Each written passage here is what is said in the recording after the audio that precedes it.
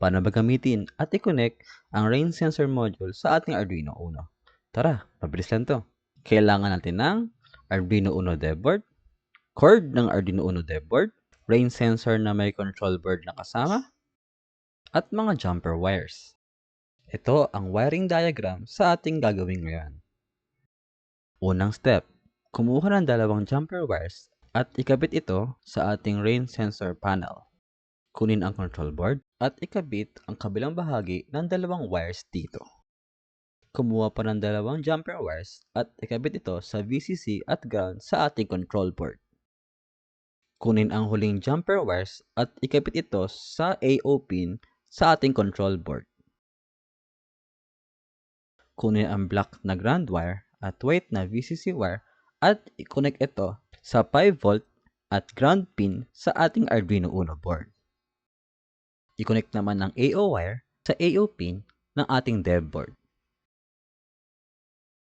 At panghuli, gamit ang ating USB cord, ikabit sa kabilang dulo ang Arduino Uno at ikabit naman ang kabilang dulo sa ating computer.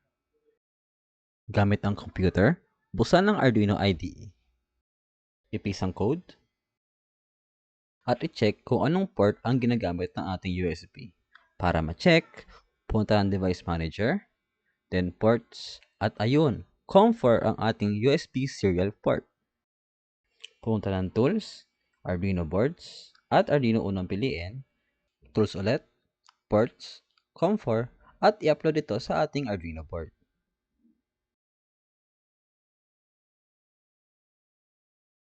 At para makita ang mga values, i-click lamang ang serial monitor sa taas at lalabas na ang values sa baba. At dahil tapos na tayo sa connection at programming, i-test naman natin to. Kung napapansin nyo, no rain ang lumalabas dahil wala pang tubig ang ating rain sensor. Dito, nilagyan ko lang ng tubig ang ating rain sensor panel at ayun, bumaba ang value at lumabas na umuulan na ang status ng ating rain sensor. At tapos na, ganun kadali. To God be the glory.